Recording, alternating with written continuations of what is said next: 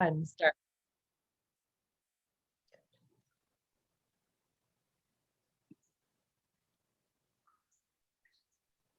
Great, we're just letting folks enter the room here. I see quite a few people waiting in the waiting room, so give them a second.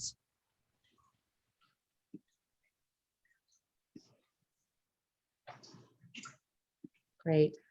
Well, welcome everybody. My name is Mindy Buchanan. I'm the Director of Patient Programs with the Foundation for Sarcoidosis Research. And I'm here today with Dr. Leslie Sakatku, who's going to do our third session of the Sarcoidosis Survival Checklist. And we're calling it the Empowered Patient. We also want to give a big thanks to our sponsor for this webinar series, Boehringer Ingelheim, for their support and their continuing support throughout the year for our webinar program. So thank you to BI. And with that, I'm going to turn it over to Dr. Sakatku and welcome. Thank you. It is wonderful to be here, and Happy New Year. Happy New Year to everyone. Happy New Year to the FSR. And this is going to be a great year. Fingers crossed, all things being well. And so we're continuing on with our survival checklist series in sarcoidosis, and this is the third self-advocacy in sarcoidosis, or self-empowerment, patient empowerment, which is really a crucial issue, and it's probably the crux of everything. It's essential in being able to identify one's needs, find the right providers, and navigate a healthcare system, and also just to be able to live comfortably with sarcoidosis in the world of things that are important to you. These are disclosures and the support that we've gotten, and just a reminder that this webinar is established in the memory of Mr. Rodney Reese, who was a very important peer leader, friend, researcher, educator in sarcoidosis for many years. And he was also a great friend. And he is very much missed, and his legacy and his energy lives on in what we do today, and the fruits that we bear in terms of research and in terms of making life better for patients and their families and for clinicians in the world of sarcoidosis. So this is part of a series. The first one was the sarcoidosis patterns, and that's an online recording. Our second one from December was an online recording, and we dealt with symptoms and health-related quality of life. And that is also inclusive of pain. And this is today's self-advocacy and sarcoidosis is the title. And in the future, we will have navigating medications and sarcoidosis, which is upcoming. And don't forget that there is also an online video dealing with fatigue that we did for the education seminar. And that helps to address some of the issues that come up in terms of self-empowerment and communication and governing one's own healthcare. So today we're going to cover self-advocacy as a set of skills, as defined as a set of skills, which is essentially components, communication, understanding your rights, understanding what is patient-centered care, and also understanding what are responsibilities that we have as patients in order to ensure that we're able to obtain the best health outcomes. Those are things that are related to self-organization, self-management, visit preparation, etc. We'll talk about what is shared decision-making, and we'll try to understand that in the context of the presentation of sarcoidosis and the behavior of sarcoidosis, which is different for every patient. And then we'll also, as a point of self-advocacy and empowerment, again, just review some of these important screening items and red flags to be aware of. And then lastly, everything that we do is in the spirit of self-kindness and support, and understanding that these issues are not a light switch that just turns on and turns off. These are things that we learn and practice over time, and we get better at it. These are skills. Everything is a skill. Self-empowerment is a skill. Self-advocacy, being able to communicate, and developing skills in self-management are tied to this concept of habituation and learning over time and being kind to yourself. So a lot of what we're going to talk about in this series and today are held within a manuscript that was written by our group, which included Mr. Reese.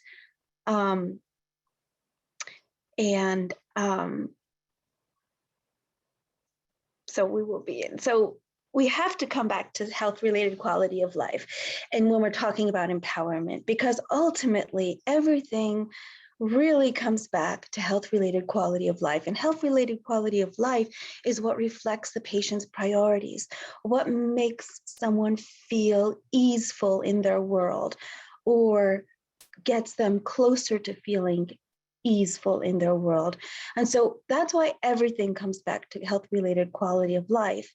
And under health-related quality of life comes these concepts related to survival and to the uncertainty of having a healthcare condition that is very variable and different amongst different people. So we bring this up again because I think in terms of how good we do as patients and how well we do as clinicians comes back to how well we're magnifying quality of life, augmenting quality of life. And so that's why I put forth that is probably the single most essential issue for patients. And it is a scientific measure, and there will be no clinical trial of any kind that now does not measure health-related quality of life from the patient's point of view. Because if a drug does not increase a patient's overall quality of life, that questions its value. And health-related quality of life, we look at the physical burden of disease and of treatment that is experienced by patients, and the psychological burden of having the disease, of dealing with medications, of dealing with the healthcare system, et cetera, and how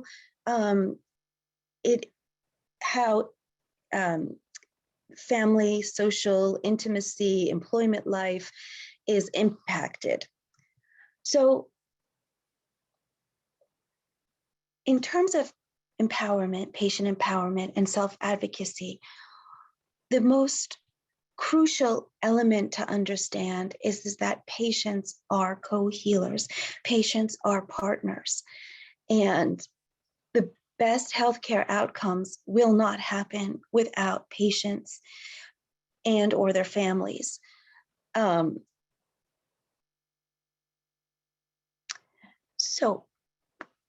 We saw this slide last time. And so why is that important? Because symptoms, impairments are not things that can be gleaned by a physician that simply walks in the room and is able to understand one's physical, psychological, emotional, or even financial situation without the patient or the patient's loved ones speaking up.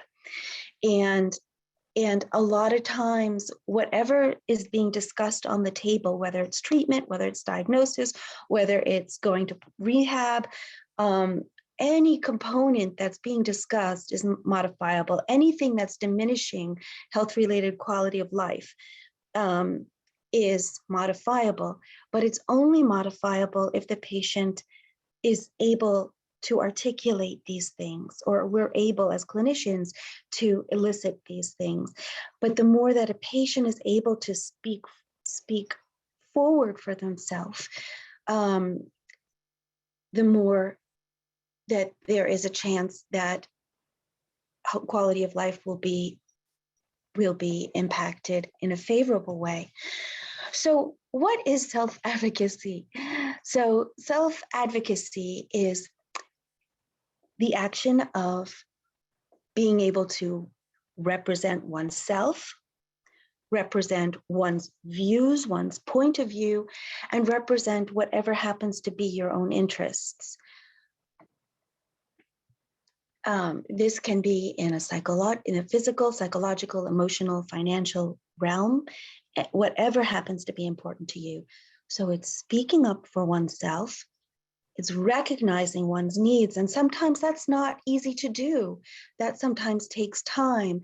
And this single aspect can be a terrific point of frustration because we think, I should know myself. I should know what I need. But sometimes if we're not slowing down and taking a look at our situation and spending time with ourselves and our thoughts, it can be hard to understand our needs or talking through that.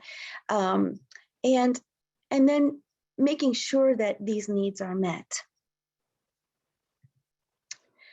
So self-advocacy happens in a number of realms, not just in terms of being a patient. It happens in an educational sphere. It can happen in an employment sphere.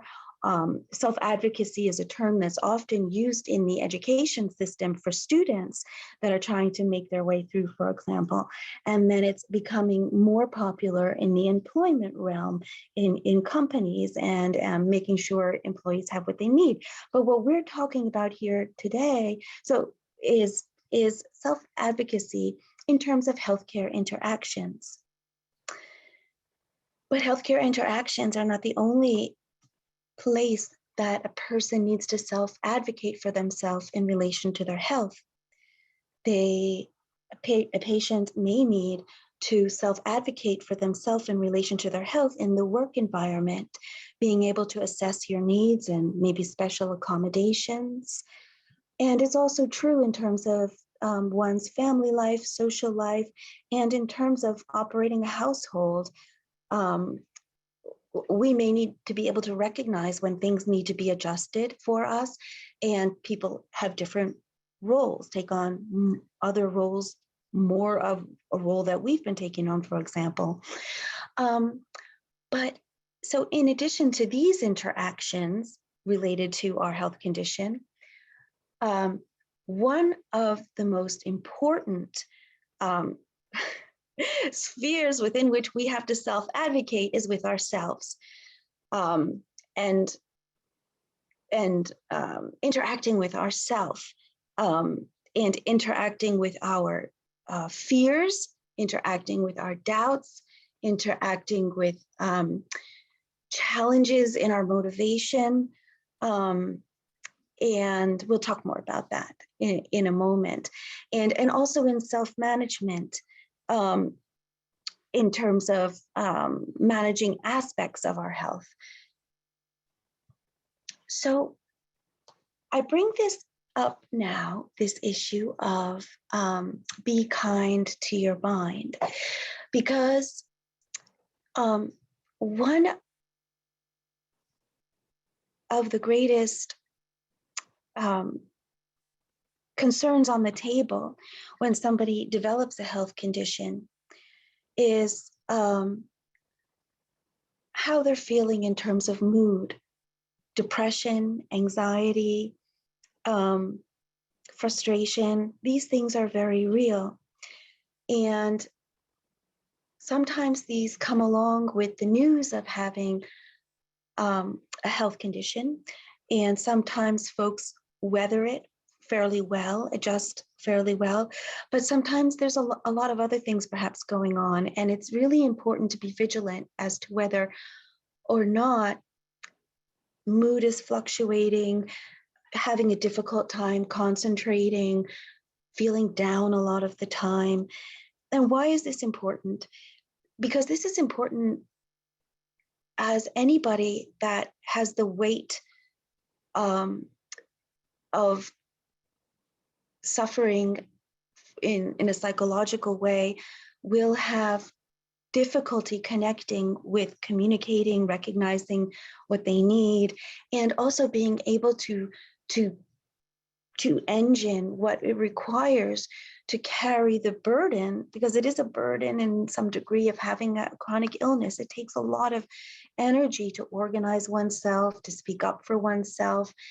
And in that realm, so it's important to cultivate things that are going to be good for us and good for our mind, and make us feel good, whatever that happens to be that's healthy, such as amplifying exercise or seeking counseling, or even for a short period of time, maybe considering going on an antidepressant just to cope for a period of time till one can remember what it's like to not have the heaviness of depression. Because we know that people who are experiencing depression have a much more difficult time attaining good health outcomes. And that's for a number of reasons. And some of them are organizational, some of them are issues related to adherence of medications, treatment, showing up for diagnostic tests, things like that. So, and there's nothing to be ashamed of. And when we're looking at health statistics in terms of mental health, if nobody is alone. In fact, majority of people in this country experience difficulties in terms of mental health. And when something like a very difficult health condition is thrown into your lap at the same time, that is that just makes it so much more of a weighty issue. And so and this is widely recognized in the sarcoidosis community, widely recognized in the sarcoidosis peer community. There's the online support groups and the national online support group, which frequently reach out and have events related to mental health. So don't underestimate, and please do not feel alone, as there are resources for us in this regard. So in the context of mental health and in the context of patient empowerment and being able to communicate and be able to make better choices for ourselves, increasingly we're looking at mindfulness. Why are we looking at mindfulness? Mindfulness in other conditions, more than mental health, but in additionally cancer, lung diseases, has been demonstrated to, through very good research, really provides a pivotal foundation for being able to manage all the myriad things that are related to a health condition. And in addition to helping manage symptoms, we did this small study here and demonstrated that in this very small group, which was done in coordination with the Foundation for Sarcoidosis Research, that this short-term study demonstrated that there was significant impact in terms of a patient's perceived symptomatology, meaning how they're experiencing their illness. But there are other studies in other health conditions that really have demonstrated long-term benefits in terms of self-regulation, being able to adhere to self-management, being able to engage in organizational skills, and implement healthier choices. And also self-soothing, so that psychological realm, and so self-soothing becomes an important issue in terms of feeling alone, number one, but also deer in the headlights when you're panicking, when we're in a doctor's appointment and we can't find the words, and coming back to some mindfulness techniques can sometimes help us with that, help us be more present in our body, relax a little bit, and then the mind gets to be a bit more spacious. So then our ideas can flow and we can connect and learn better. And that's the importance of self-soothing. And mindfulness has also been shown to be able to help with learning, deepen these important skills such as communication and self-governance, and habits, generally speaking.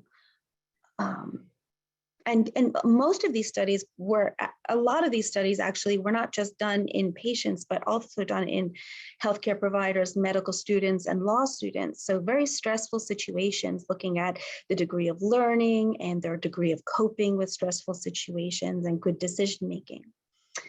So let's, if you will, we can just take a moment to just focus on these concepts of mindfulness.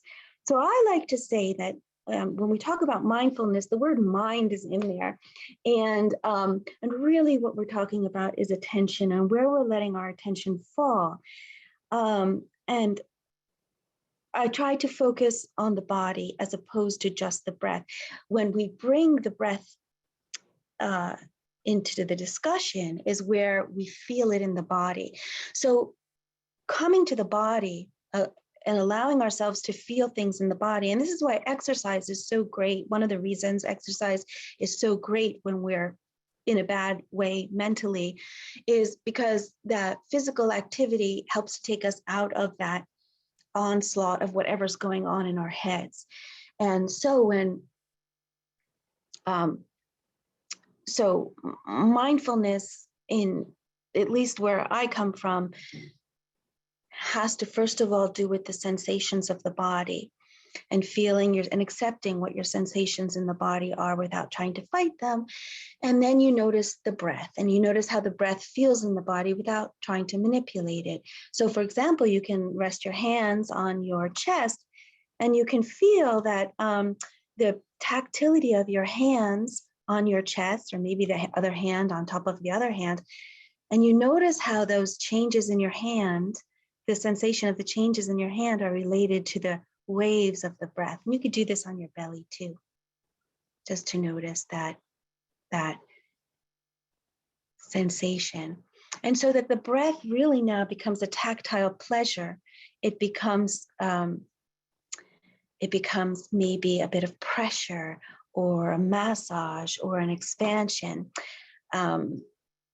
Or if you prefer, it can be the sensation of the air on the nostrils. But so we're trying to move away, separate in a way the thoughts and coming back to the body. But the thoughts still exist, but that's okay, as we'll learn here.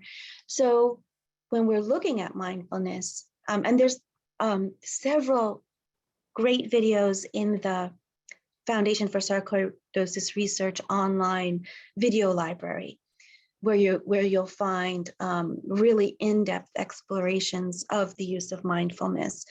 But basically what this is listening without judgment, letting your attention rest, usually on something physical, can be a sound that you're letting your attention fall upon. And then when your attention deviates, you just invite that attention to come back again, kindly, nicely, sweetly, with humor, smiling at yourself, inviting your attention to once again focus on what you had intended the focus to be. So it's just a triangle. So you focus your attention on the sensation of, for example, the breath in your body, and then you notice when it wanders, because that's the fun of this, noticing when your attention wanders, and then inviting your attention once again to come back. And this is a continual engagement that happens with pleasure. It should be gentle, it should be kind, it should be like, your mind should be like a sweet little puppy to you. So let's take a moment to try this ourselves. I like to ask people, once again, to either put your hands on your chest or on your belly. Belly's good if your hands can rest there. And then just allow your eyes to gently soften to either closed or just a hazy gaze cast in front of you. And you'll begin to notice this on your own. You will notice on your own the sensation of the belly as it rises into your hands and it falls away from your hands.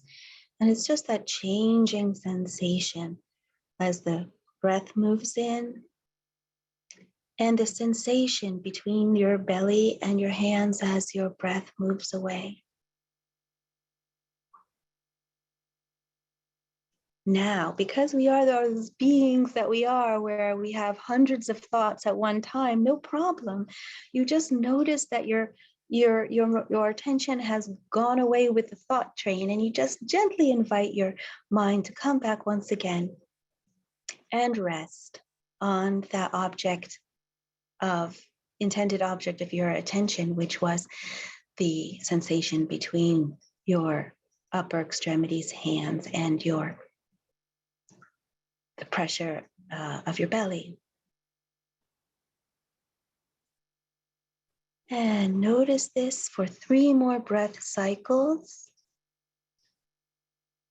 allowing your mind to rest on the wave of the inhale as conveyed by the sensation between the hands and the belly.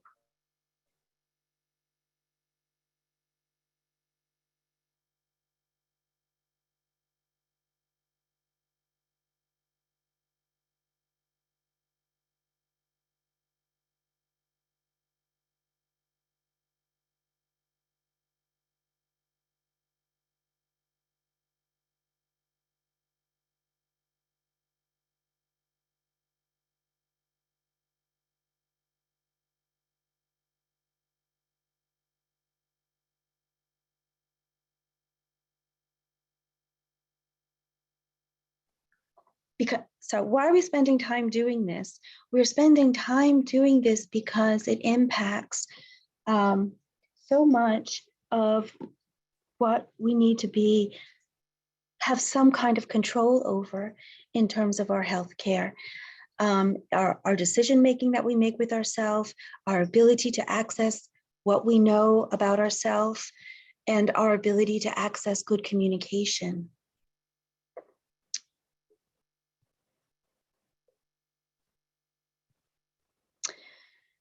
So what are some of the challenges, because there are plenty of them, that come with being an advocate for oneself as a patient? Sometimes this can take the form of not knowing what to ask for. Remember how I said that could be some of the biggest hurdles?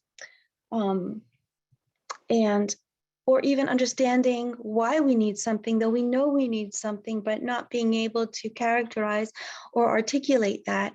And sometimes it's hard to be a good advocate for oneself because you feel embarrassed about asking for something, or ashamed to have to ask, or you even feel undeserving for what you'd like to ask for. And these are things that, when we spend time with ourselves, that can really be helpful to recognize. And then we learn how to articulate our needs. And this is another area where peer groups and other peers are really helpful in fortifying one's own self-worth and helping one understand that they're not alone, and that they're not unreasonable, and that they're deserving. And this is an example of a benefit of the FSR's navigator program, peer navigator program. And then sometimes it's hard to advocate for oneself if we're lacking these skills. And that's something that we're hoping to impart today. And these skills are also developed over time. Remember habituation. And we learn skills from others, from other patients who are seasoned, who've maybe been through this for years. And we'll talk more about that. And then another reason that it's hard to advocate for oneself is having had bad experiences in the past, which leaves us feeling alienated and feeling afraid of asking. But we're here to reassure that only you are the best narrator of your experience. Sometimes we have to rely on other people to help us communicate, but really it is the patient themselves and being able to narrate your experience is going to be very important for our own health outcomes. And so again, the best outcomes are not happening without you, the patient. So sometimes if we don't have the skills or we're feeling afraid, this can affect how we communicate and how we come across. We can not say anything. We can not share what's going on inside of us for fear of it being something we don't want to hear. Number one, maybe there's something we just don't want to hear and we're afraid of it. But I'm here to say, and I wish I put more slides in here about fearfulness. The one way of being liberated from what we're afraid of is by stating it and saying it and sharing it with our clinician or sharing it with a peer, a peer patient. And that can be an important step to putting that fear in a proper proportion. Another reason that we may not speak up and we may be passive is, again, having bad experiences in the past.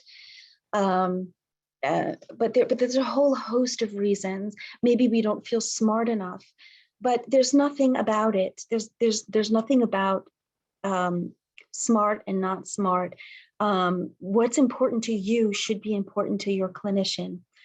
And then there's that assertive place where there's respect and a mutual flow of information, and we're going to talk about that more. And then on the other side is aggressiveness. If we don't know what's going on inside of ourselves, or if we're afraid, sometimes instead of shutting down, sometimes it's easy for us to get vocal in a way that's not helpful. So let's just have a quick look at this chart. And I changed this a little bit. I found this on Dreams Time, as you can see, but I changed this because even if one person is aggressive, this should be a lose-lose. Everybody is at a loss. And if somebody doesn't speak up, if a patient doesn't speak up, everybody's at a loss, because the clinician can't know what's going on to be able to help, and wouldn't be able to guess. And then, right, so, and this relies on the level of openness of a communication, and that we each recognize that we're each just human beings, right? So again, going back to quality of life, being vocal improves our quality of life. Being vocal in a healthy way and improving quality of life has been demonstrated in many illnesses to improve survival, improve treatment tolerability. And so these are important reasons for speaking up. You've seen this before, so I'm just going to show you some examples. Again, health-related quality of life in the middle, and how we feel impacts how we relate to our family, work, our energy levels. And so, for example, if we're having medication side effects, if we need to be able to communicate them in order for those side effects to be managed. And then that on that side of the screen increases the quality of life. I hope everybody can see my pointer. And so on another level, if we're experiencing some kind of disability or physical impairment, that your clinician is not picking up, speaking up. This is a physical impairment that's decreasing your ability to engage with life, work, etc. That's depleting your health-related quality of life. Speaking about it with your clinician helps to start the ball rolling and looking at ways of improving your impairment, either with devices or accommodations or physical therapy, etc. So, and all of this relies on the patient-empowered voice and beginning to speak up about these things. And again, all of this takes time and we learn. So I wanted to put this up on the screen because these are principles of patient-centeredness. And it's what a healthcare system is, we think, should strive to offer patients. And it's often not perfect, but it is what patients should be experiencing in the best of worlds. And this comes from the National Health Service in the UK. And these are interrelated principles. So everybody should expect coordination of care and within the healthcare system and between their providers. Information, communication, education on one's progress and the outlook of your illness, both short-term and long-term, is a dialogue that should be continuing with your healthcare providers, and the description of what your treatments and the diagnostic testing. And if ever this is not happening, everybody's human. So you might need to just prompt us, and we will be reminded to explain things better. We want to be able to address physical comfort, and that includes help with activities of daily living. And, again, we're human and we're put in this time pressure situation where we may not have the time to ask everything we would like to ask to help somebody. So we are interested in physical comfort and hearing what patients have to say about their physical comfort. We should always be welcoming family and friends and decision-making if the patient so chooses that to happen. And so wherever you happen to be, your family members really should be welcome. It's become very difficult during these COVID times. And as we're moving into this next wave of this variant with Omicron, we're having to once again limit visitation in hospital and limit visitation in clinic appointments. But there's other ways of bringing people into the picture.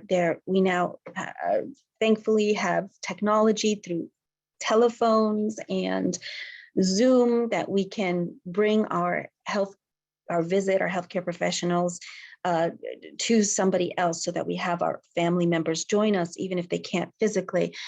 And we should always be respecting a patient's values and their preferences.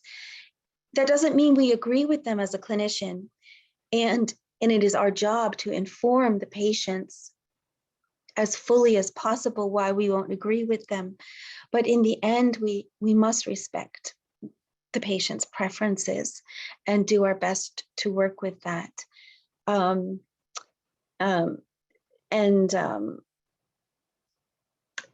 Access to care goes without saying, and enabling self-management and to support the ease of transitions, meaning that if we feel that there's improvement that can be made in a patient's ability to help themselves, that's something that we want to be able to do, and we want to be able to connect to patients with whatever they happen to need to be able to help themselves better, and providing emotional support and recognizing patients' fears and anxieties.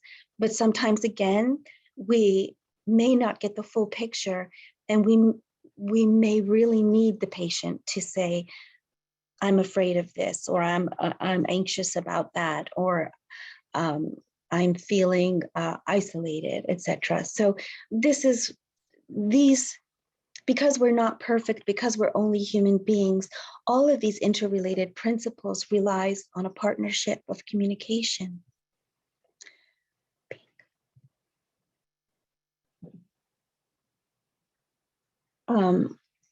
So if we're looking at patient empowerment, a great deal of this is patient activation. Like I said, speaking up. But there's other things about patient activation which is essential to patient empowerment. And these include descriptors and activities of being activated, of being engaged in one's healthcare. One's healthcare is not a passive experience if there's going to be a good health outcome, because you can have the best clinicians in the world, you can have the most state-of-the-art health and care environment at your service at a moment's notice, even in a second, but still the majority of the outcome relies on patient engagement and activity. And patients are the heavy lifters in their healthcare, and that's super important. And so now in many illnesses, we're looking at this concept of patient activation and how can we help patients be the best they can be for themselves. And that doesn't mean we're making excuses for a faulty healthcare system by any means. So what does this mean, patient activation? There's a commitment in patient activation to keep learning about one's healthcare, health condition, knowing one's past history, coming prepared to new patient visits and established patients' visits, and conveying important issues of past history. So knowing that I've had a pulmonary embolism in the past is going to be important for me to convey to my clinician. And sometimes that requires keeping good records because it's easy to forget our past. And so keeping good records, even making lists for oneself about one's past history has been really terrific for many patients to be able to report to their clinicians a good past history. Knowing one's medications, not just now, but also in the past, that can be a huge gold mine in terms of your care now. And too many is the time when I've asked a patient, have you been on methotrexate? And they said, yes, it didn't work. And then you ask what was the dose? And when they go back to find out, they find out maybe it was 5 milligrams or 7 milligrams. That is not going to be a sufficient dose to help somebody who's required, for example, 20 milligrams of prednisone to keep their sarcoidosis under control. So that bit of information is key. So that means that, yes, this is still a good medicine. We haven't given up hope with this medicine. And that is because somebody kept records, went back in their past, and looked something up and reported that back to the patient, to the clinician, and made a note of it in their record. Things like being organized when you come to your appointments is important. Knowing what refills you need at the time of an appointment is really helpful to both you and the clinician. And we'll talk about this again and again and again, but staying on top of the prior visits plan, so that we go visit by visit to see our healthcare providers. And each time we go, there's a plan that we come up with them, whether that's increasing meds, staying on the same meds, but getting another breathing test, for example, or going to pulmonary rehab. But there's a number of things that happen at the end of each visit. And as a patient, it's up to us to be the ones to make sure that we're keeping up with what that plan was. And then being able to, on the next visit, convey to the clinician what happened in that period of time between last visit and next visit, and being honest about it. I wasn't able to take those meds. I couldn't afford the copay of the pulmonary rehab, etc. And then showing up and managing one's appointments, making it to getting your labs when it's time to get the labs, for example, or your breathing tests, things like that. So those are essential components, and it's no small feat. And I think many clinicians recognize that it's no small feat. But your next appointment relies on the ability to keep track of the past visit plan. So what is going on is a proactive problem-solving interaction. You saw this slide last time. So we're developing communication strategies. So once again, you've seen this before, you want to be heard. And this is the person that you think is going to help you. It's the clinician, it's your provider. So it's important to remember and recognize that they are just human beings. They may work very hard and they may make it seem easy, but they are just ordinary people like everybody. And I said last time, many clinicians even have chronic illnesses, and they are still out there doing what they need to be doing to help make other people's lives better. And so it's important to consider that when we're lifting and engaging in our responsibilities as patients. So we recognize that they have extreme time pressures, and we use them widely, and their workloads are very hefty. Even after the day finishes, several hours are spent with taking care of that day's work and the next day's incoming patients, preparing for that. And recognizing that they may have come from a clinic visit where they're triaging some really difficult things. And being clear and succinct in our appointments is helpful. So knowing what we want to say ahead of time is a good idea, and having thought things through clearly. And remember that when we have sarcoidosis, we're often carrying a lot of complicated symptoms, and it requires time and thought, both from our point of view as patients and the clinician's point of view. And so we want to help optimize a creative and a thinking environment. We want to create a thinking environment whereby the clinician can really do their best to problem solve. So it's a partnership. Yeah, some of the things that make a big difference to how an appointment goes is developing skills that relate again to preparation before the visit as much as possible. We'll talk more about that. And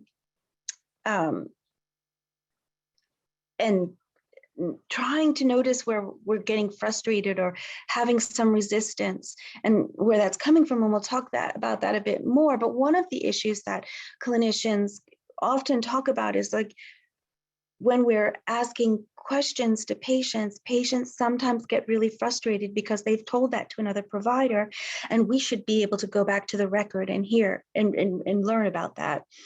And there's no substitute for hearing things from the patient's point of view. I can go and read somebody's records, and for sure I do. But what I'm doing when I talk to the patients, I'm validating what I read. So many times there's wrong diagnoses in the chart for whatever reason that is. And you have to give in and just please answer the questions. And that can be frustrating, but know that these questions are coming out of a place that is trying to be helpful. And one other thing to remember is that doctors are not their staff either. So we have issues sometimes with the layers of staff in between the physicians. And it's important to work well with the staff, whether we're the physician or whether we're the patient. But sometimes those frustrations are brought into the physician, and in an unhealthy way. It's important to speak up when one has bad experiences. That's self-advocacy. It's another thing to come in and not separate that you're having interactions with two separate people, and then consequently ending up taking it out on the physician. And why is that important? Because again, you want your physician, your clinician, to be the best that they can be. And if they feel on the defensive, you're not going to get the best out of them, just like any human being. Boom, boom, boom. So what you should expect, though, without a doubt, is always to be treated respectfully and with non-dismissive care. No, you should never feel dismissed. Direct communication with between your clinicians should be expected, and you should always expect to have reasonable discussions about solutions. And no, you should never feel somebody's dictating your care without your say.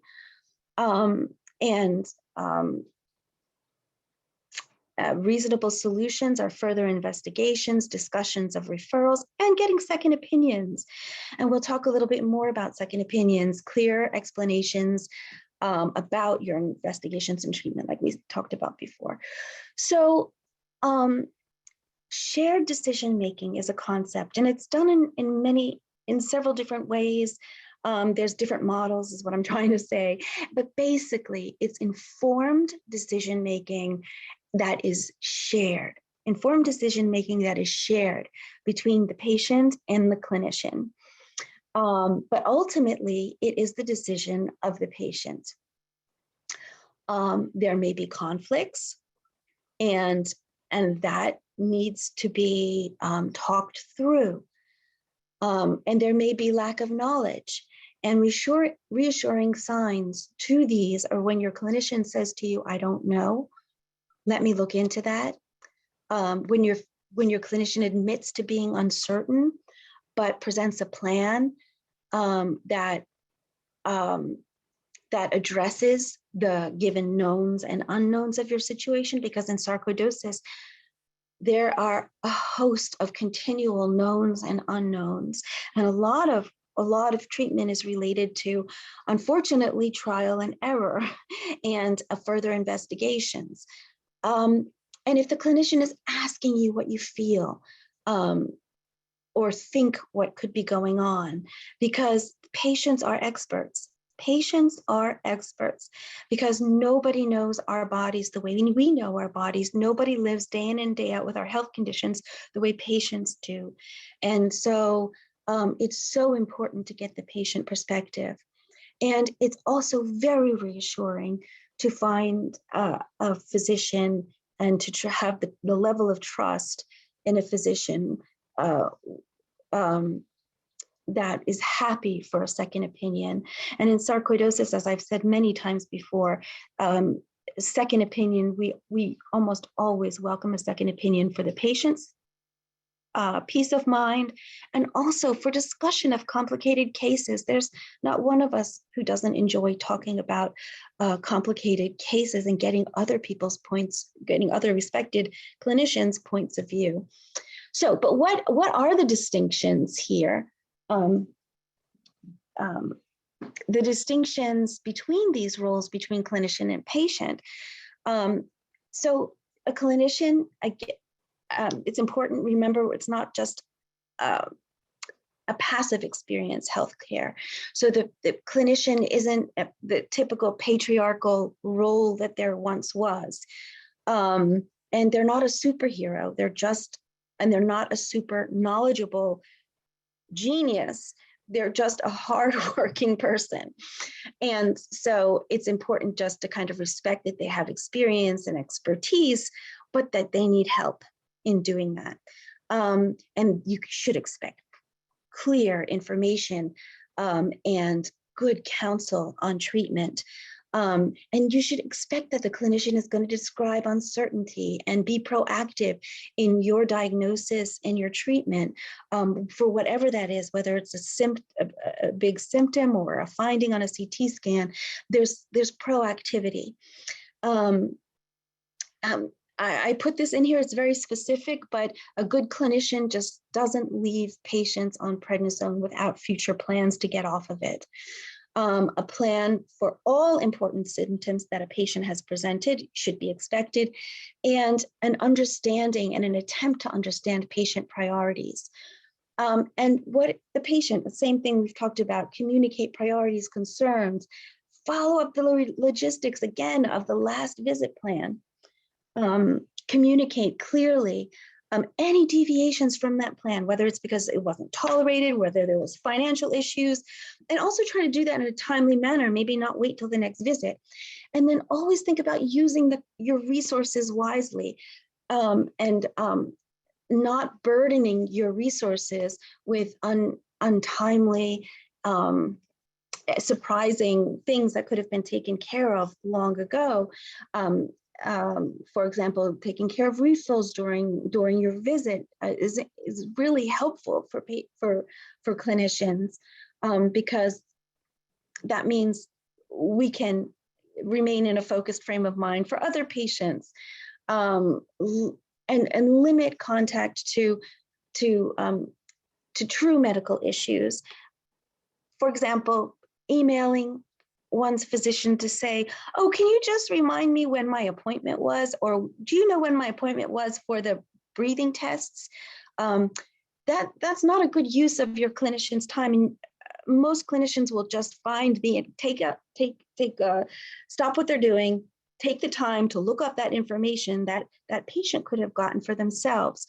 And so that is, those are just some examples. Yes, and then any prescription difficulties, whether it's where is the medication in terms of prior authorization, et cetera, those are things that are shared responsibilities, but ultimately the patients, because the patient has access to both the pharmacy and what they're getting back from the insurance company. So it's really important for the patient to be able to coordinate those things.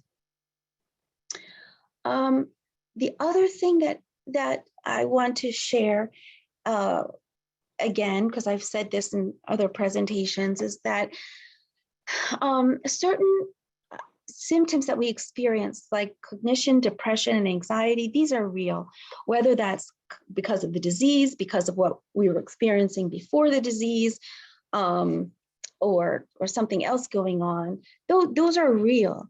And depression, as I said before, is present and can worsen with worsening symptoms and worsens with fatigue. And the same is true with cognitive dysfunction and sarcoidosis. And these are a vicious cycle. And I just want to make sure that everybody knows that none of these should be used as an excuse for your concerns. Oh, it's just depression, in terms of fatigue or in terms of cognitive dysfunction. Remember what I said before. All symptoms that are of concern to a patient and are a priority to a patient should be met with some kind of a plan and should be addressed in some kind of way, not necessarily with treatment, but maybe further investigations, maybe trying certain things that make sense to the patient also. That's important. Okay. So here are some considerations that I would ask when you're looking at who are you going to take on as a provider. You want to find a clinician that you're comfortable with, one that you can count on, one that you feel like you can talk to, one who's going to support the relationship and take their responsibilities seriously, but also that's also true for the patient. So we, as patients, we need to support that therapeutic relationship, and we need to take our responsibilities seriously.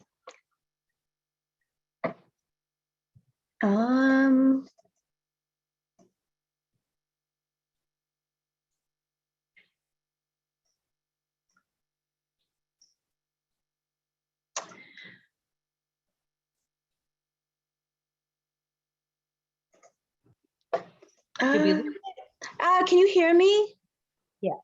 Okay, so it's doing that thing again. Do you mind picking it up? I'm waiting for my computer. It's a bit stuck. Are Yeah. you here? Yeah. Which, which slide were you on? Well, I will tell you, Cognition depression? No. I am, that was after that. And right now, my screen seems a little bit stuck. Yeah, but I was on that one. Oh, the cognition depression anxiety one? Yeah, just after that. Okay. And Oh, what I'm going to do is, because my computer seems to be stuck, but my sound seems to be good, yeah. I'm going to open up the slides on my phone. This is nuts, but I'm opening up, hopefully going to be able to open up the slides on my phone. And This one? well, I can't really see it. What does it say on the top? Considerations. Oh, you don't see it when I share it on Zoom? Oh yeah, your computer's frozen. My computer is stucco. And so right now I'm just trying to open up yeah, so I'm not sure what to, yeah, it's not flipping at all. So what is yours again, Mindy? What slide are you on? I have it on considerations for finding a clinician to count on.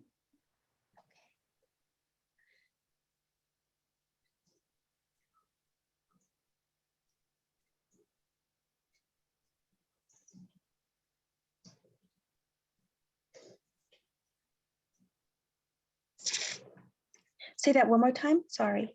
Considerations. Oh yes, considerations. Yes. Okay. Okay. So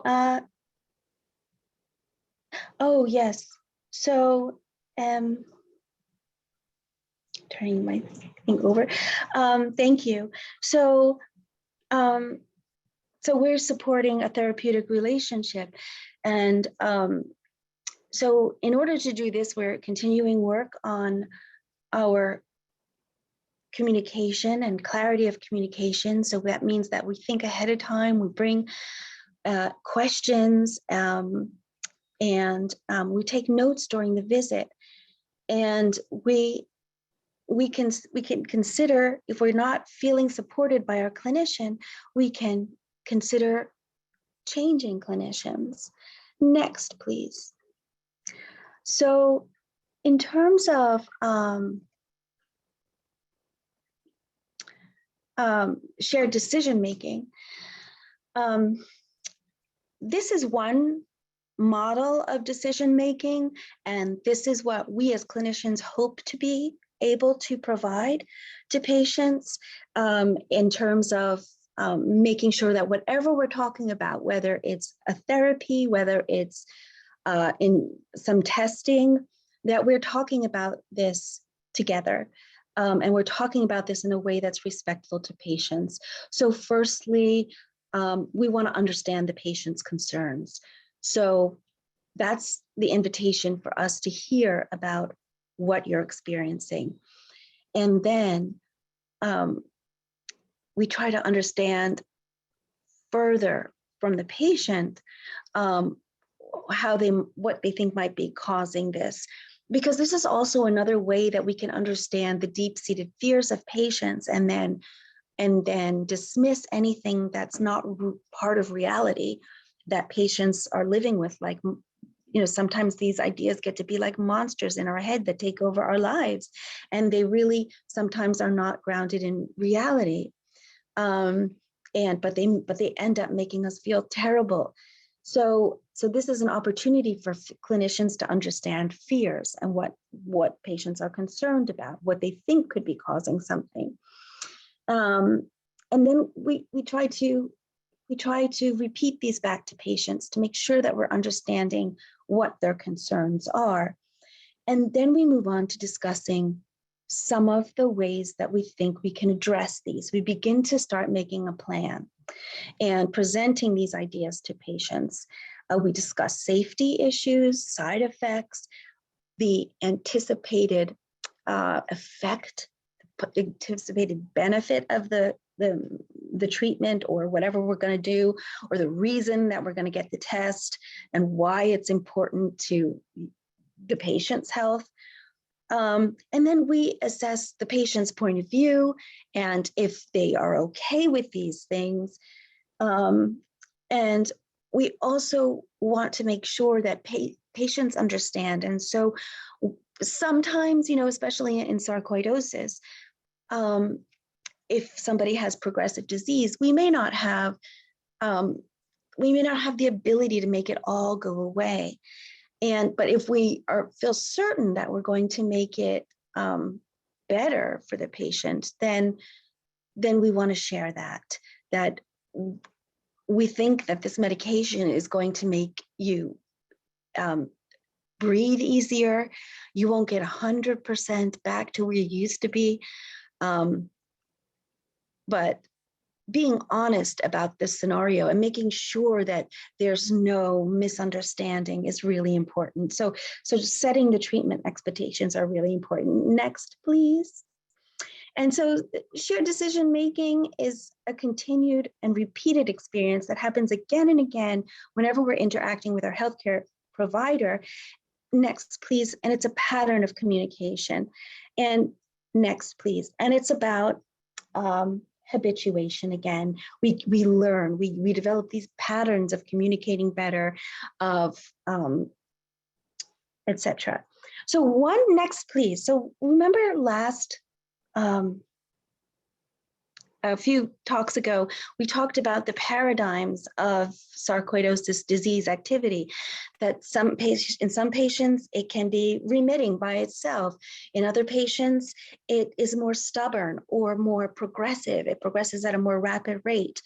And these are really important issues to take into consideration when we're doing shared decision-making.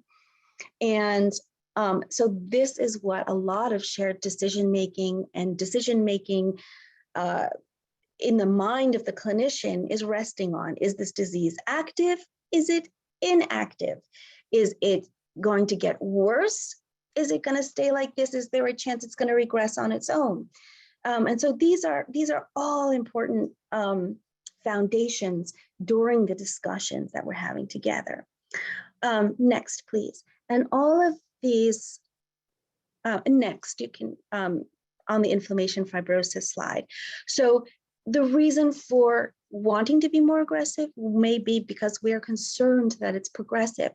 And because once inflammation happens, you have a window of time to quell it.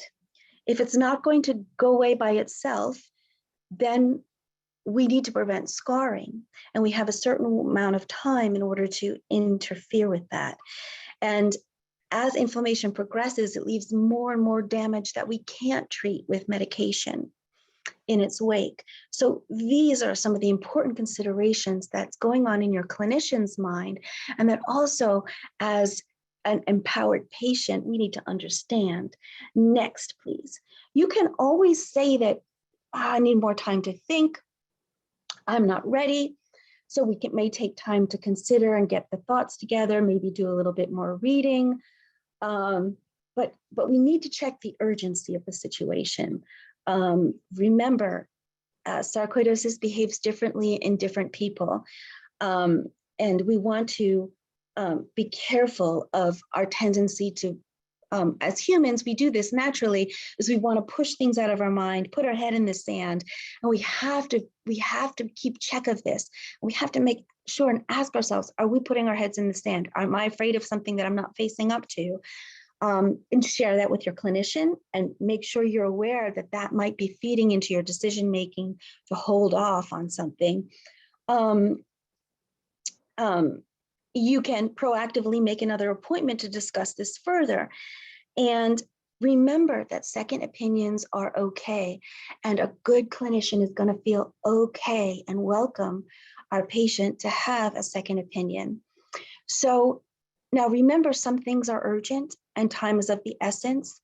So if you're seeking a second opinion and it's going to be difficult to be done in person, you can request a chart check. And I mean, in this day and age, we can probably schedule a telehealth visit with somebody more rapidly than an in-person visit. But you can also have your records sent to an expert and have a visit that's not a visit, but a chart review and opinion, and they will bill the insurance company for that. So those are things to consider. Next, please. But when I'm going to go back to this slide, and Mindy, there's a whole bunch of little things that you're going to have to click on this slide for. But sarcoidosis, the organs tolerate inflammation and damage differently. So if we're talking about the eyes, the nervous system, and the cardiac system, there's in active disease, there's not going to be a lot of time for discussion. There's not going to be a lot of time for, thinking, and you don't have the luxury of time, and so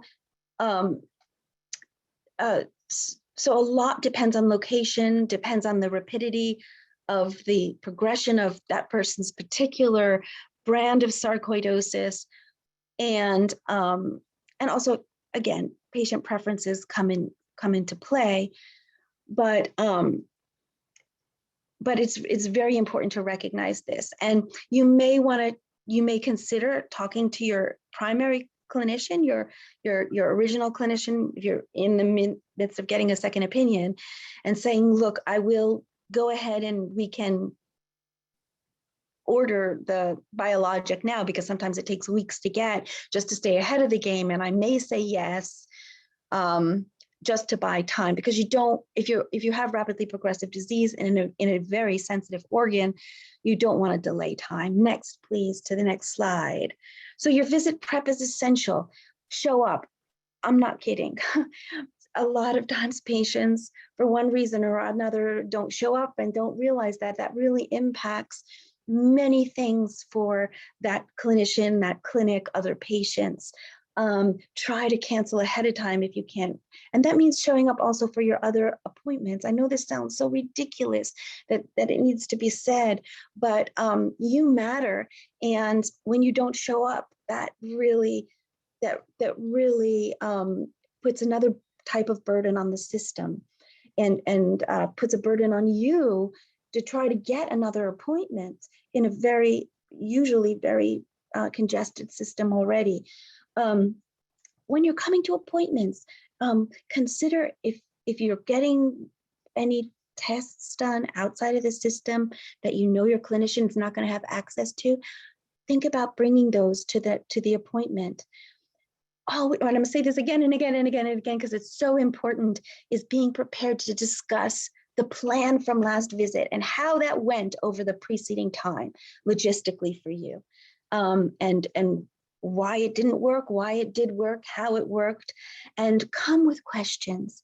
Write them down, and no question is too small or too. There's no such thing as irrelevance. Again, medications. Know your medications. Know what your refills are. Next, please. So during the visit, there's a few things as a patient we can hold on to. Number one, we need to express our current issues, what's going on for us now. This is our chance, and the visit from last plan, once again. When we're there, we can make notes. It's hard to recall. Once we leave a physician's office, it's hard to recall everything that was said, everything that we're going to do. So it's a good idea to write things down. And again, ask questions. If there's a doubt in your mind, if you need clarification, take a minute, get clarification, ask the question.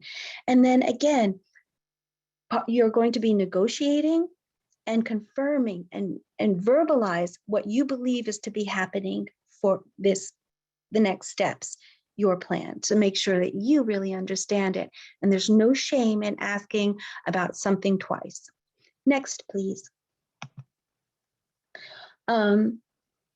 So As a point of advocacy and empowerment, I want to bring up this slide again, that there are some serious sarcoidosis red flags that probably should not wait until another visit. It either requires going to the ER or contacting some clinician and getting attention. And those include, go ahead, Mindy, and bing all of them if you would. If you're having fever, chills, or cough, that's something that you don't really want to wait for. If you're having sudden onset of shortness of breath, that can be something that needs urgent attention and could be taken care of fairly rapidly.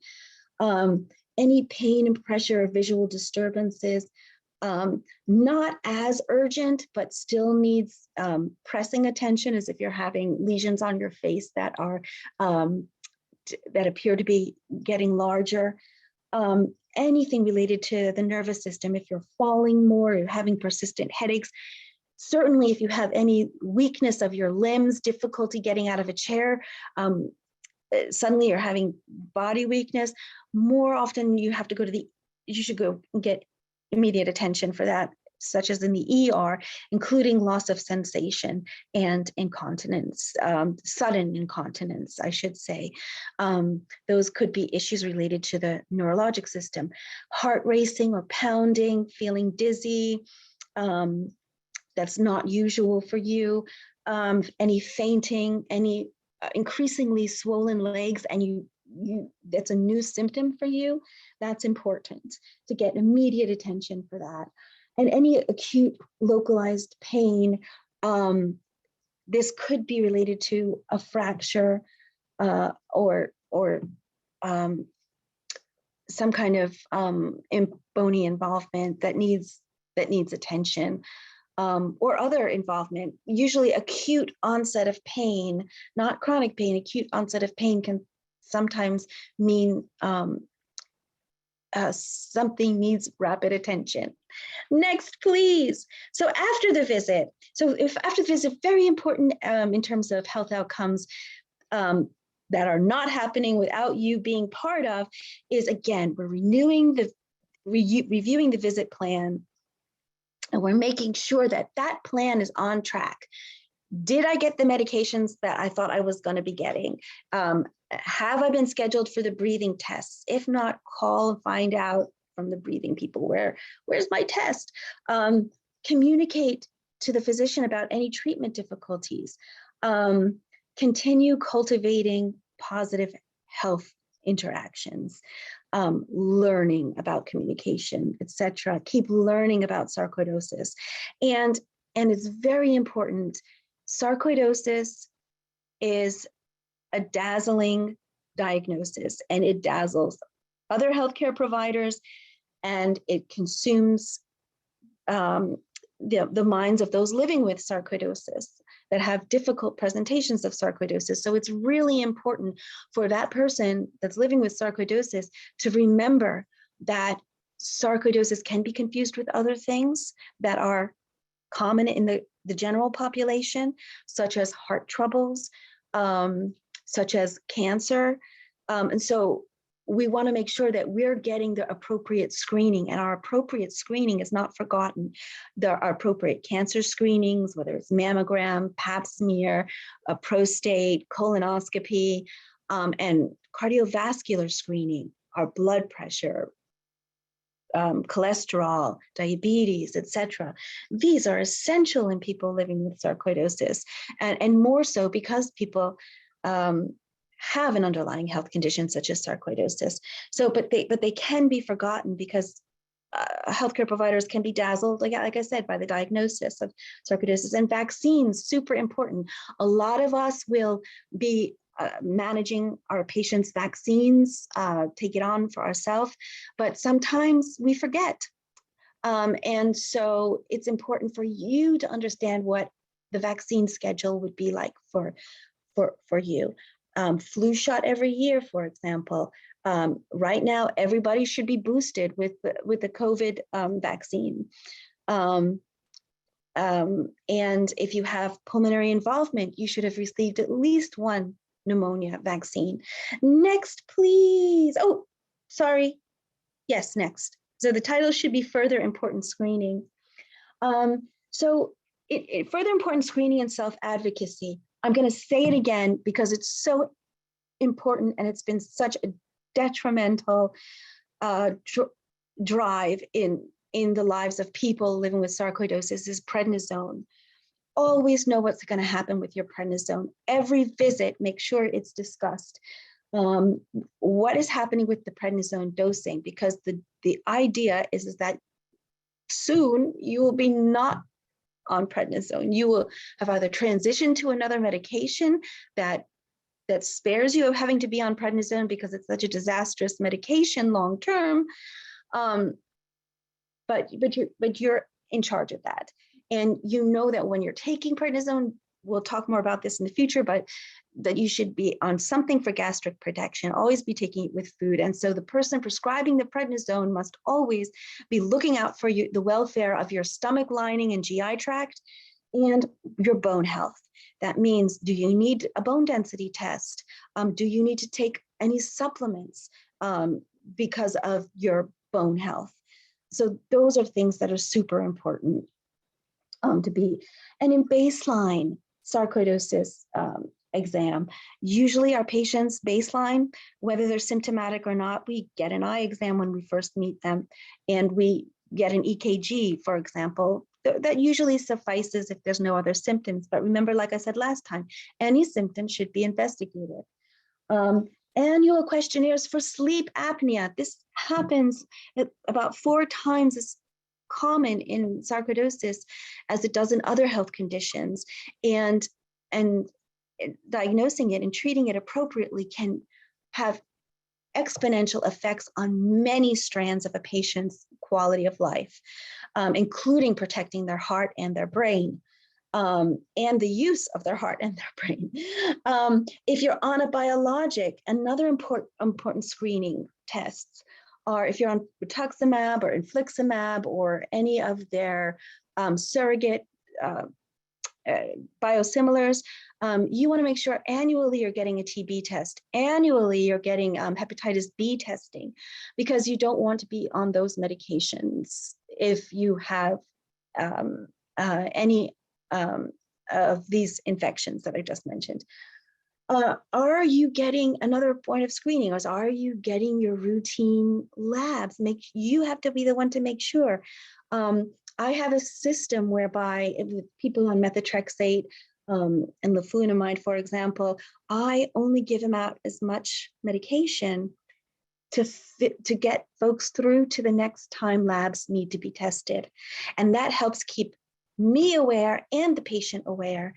Now with these phones these days, it's really great because you can schedule in when my next lab should be. And then if you find that they're not in the system, you can call the doctor and say, hey, I'm supposed to be getting my labs. Please put the labs in because they're not there. I just checked. If you're on hydroxychloroquine, know that you should be getting your eyes screened. It's a great medicine. It's one of my favorites, but we need to get our eyes screened when we're on it. And the other issue is it's going to be important for patients to know about vitamin D in sarcoidosis, because 99% of healthcare providers are not aware of the vitamin D issue.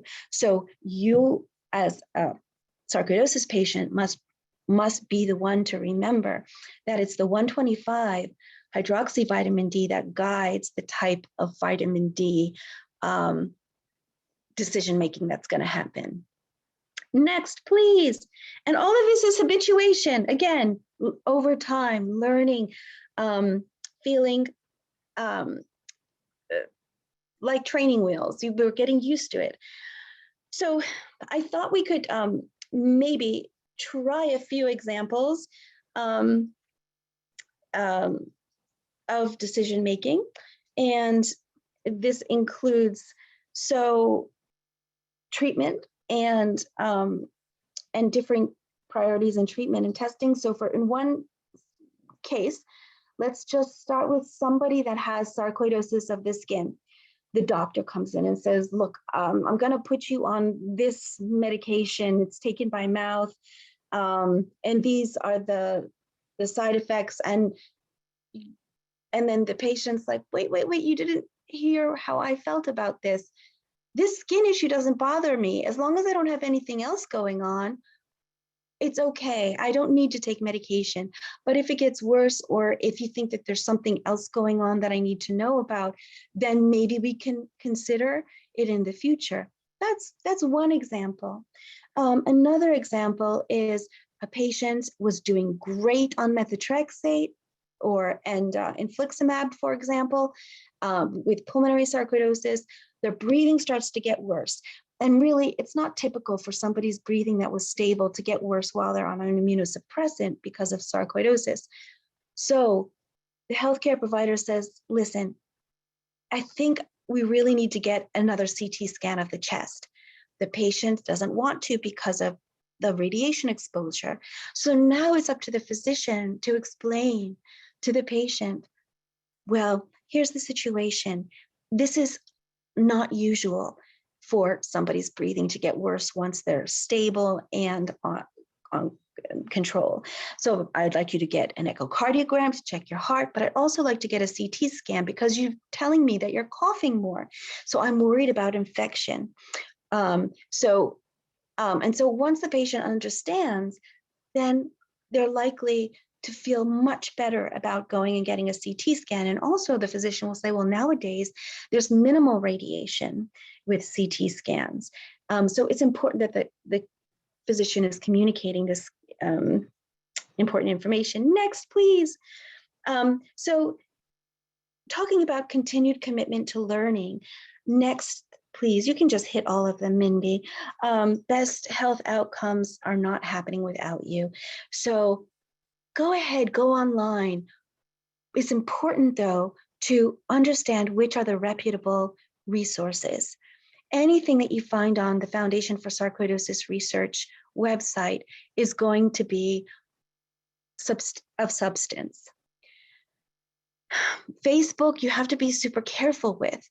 You have to know the entity. Usually anything that you read should be underpinned by research. I mean, this is crucial because this not only sends patients off in the wrong direction in terms of healthcare, but that can also really create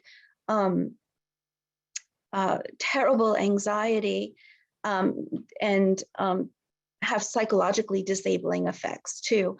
So go to reputable sites. Peer support. We're going to talk a little bit more about peer support, but the work that we did, it's coming out very shortly, maybe in the next month, in the Journal of Patient Experience.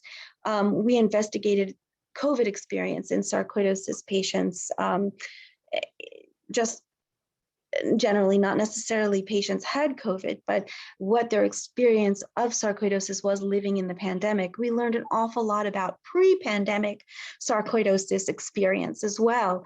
And one of the things that was just amazing to learn about was patients' peer support of each other and how that got through how patients got through very difficult, challenging healthcare experiences, how it helped folks find the right healthcare providers, how it helped patients weigh decisions, etc. Next, please. So patient support groups, they can be a really crucial resource. And here I'm going to mention again FSR's Patient Navigator network.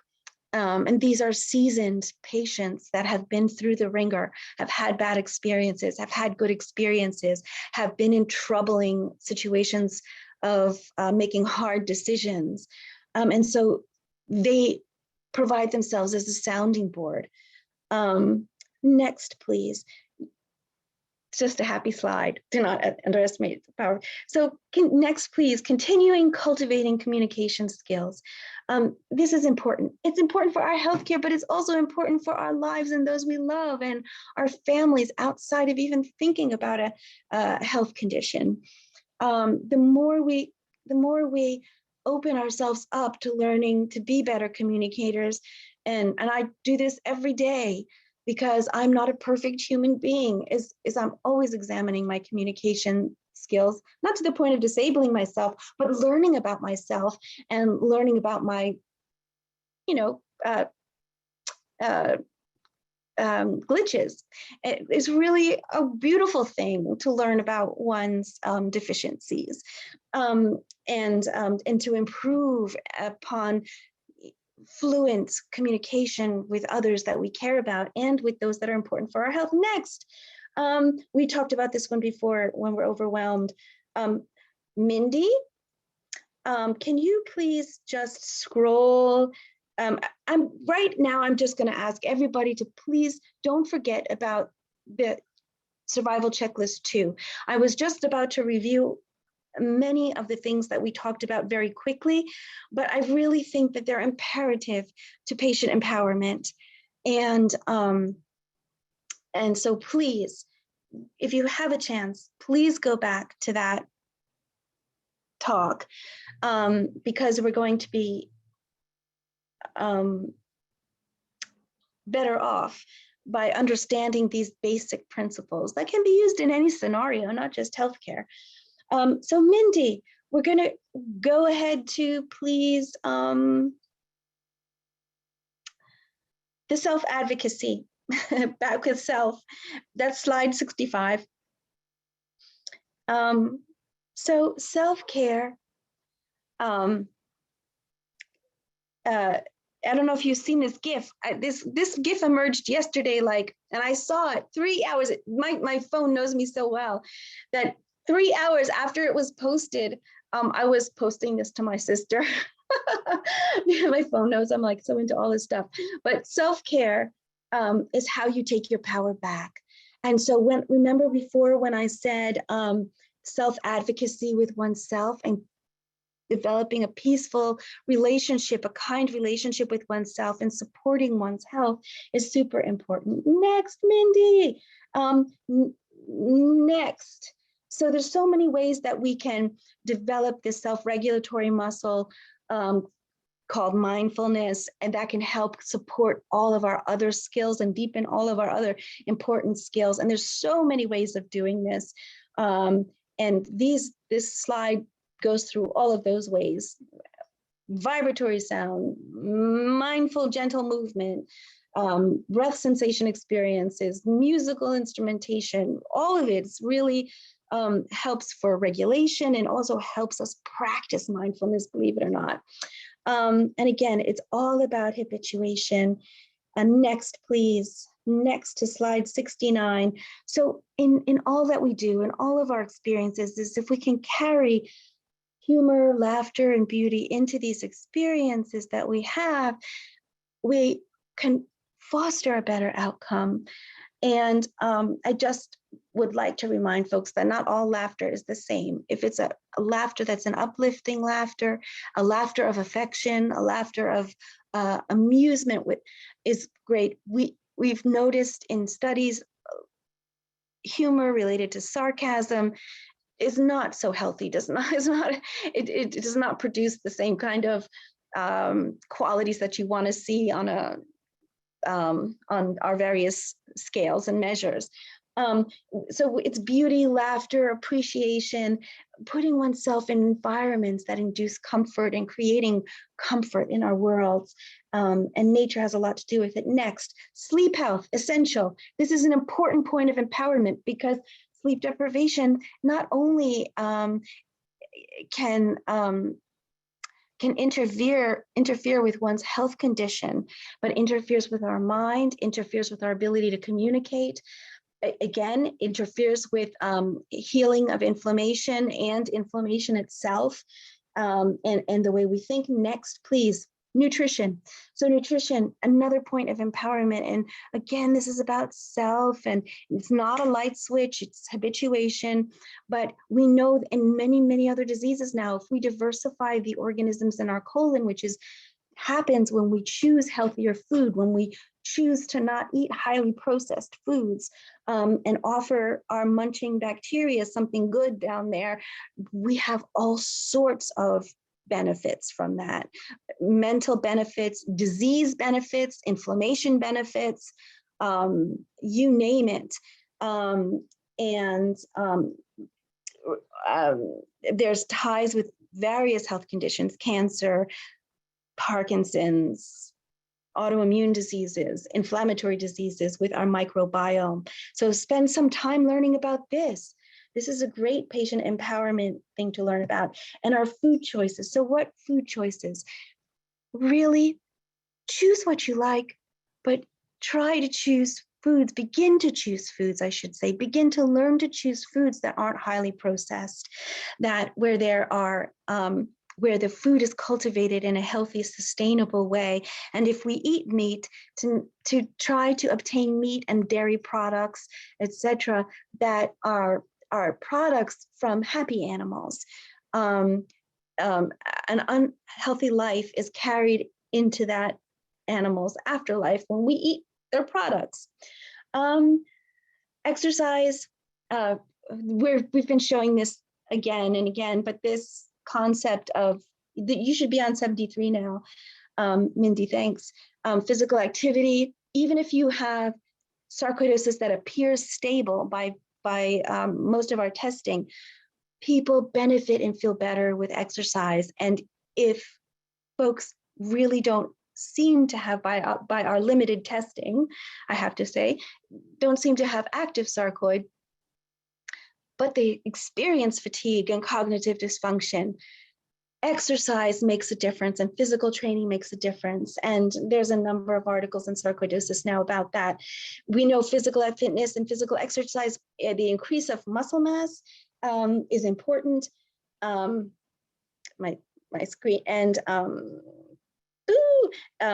muscle mass is important for many things because the muscle delivers lots of important compounds. Sorry, my phone went out on me as I was jabbering away. But that decreased inflammation, that improves sleep, and you know how important all of that is. Here we go. So yes, increases our circulation. It has an impact on cancer occurrence and recurrence.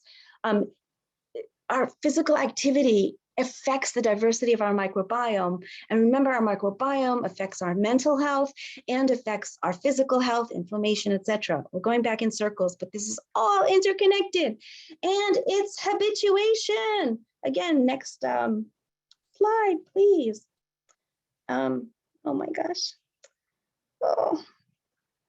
Sorry, guys. So you can see how all of these concepts are interconnected for empowerment and how important it is. And again, it's not a light switch. It is something that we learn over time, that we open up to investigating, and we're curious about it. And then it starts to become a part of our life without us beating ourselves up, because that doesn't help. Beating ourselves doesn't help. Go back, please, to the other a talk where we talk about dysfunctional breathing patterns. This is connected with mindfulness and exercise. And this is, these are breathing patterns that happen to anyone, not just people with lung disease and sarcoidosis, but it impacts the way we experience the world because our breathing is dysregulated. And that's, I think, Mindy, I think I'm gonna say that's it, because I keep, my phone keeps getting annoyed with me. But yes, I'm just gonna have one more look. But are there any thoughts or questions as I'm? I think that's okay, since we're officially 8 minutes over time anyway. Okay, so would you mind just putting up slide 84? And then is there any questions that have come up that you want answered now? Yeah, hold on, let me get 84 to get out and then back in here.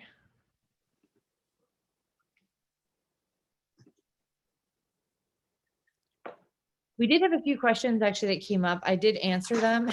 They were stuff that I could actually answer. Yeah, so sorry, I took the answer out. And there's your slide 84. Is that the one Yeah, you wanted for? just so people can read it. Yeah, so like engaging with group activities, alone activities, physical exercise. Yeah,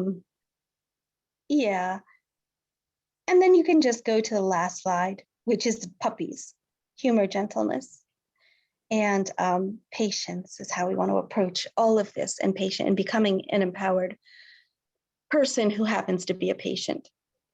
And please let me know of any questions or thoughts, even angles, your own perceptions.